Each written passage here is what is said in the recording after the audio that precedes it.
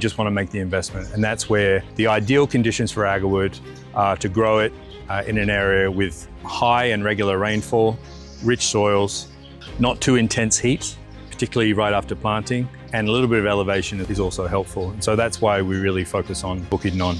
With plantation agarwood, what you're doing is you're mimicking this natural process that happens in the forest of the tree getting injured, providing the stress response and producing this resinous heartwood. What you do is you artificially inoculate the tree. So you drill holes in the tree. Once the tree reaches a certain stage of maturity, you need a tree to be at least 25 centimeters in circumference before you can stimulate the tree to produce the agarwood. If you do it sooner than that, there's a very high risk that you will get a poor result or you'll kill the tree. So once the tree reaches about 25 centimeters in circumference, you can do what's called inoculate the tree. This is mimicking the natural process. You essentially drill holes in the tree up to around 10 feet in height. What you then do is you inject what's known as an inoculant. It's a pathogen. It's a liquid that the tree recognizes as foreign and further magnifies this response in producing the resinous heartwood.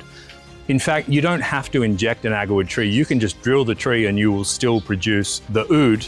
But injecting the liquid inoculant, it spreads the infection through the tree. And so through the natural process, which is known as transpiration, through the process that the roots take the water up through the tree to the leaves, when you inject into the holes, it also spreads the pathogen through the tree. And in doing so, you'll only inoculate up to about 10 feet, but you'll have agarwood that's being produced right up towards the top of the tree.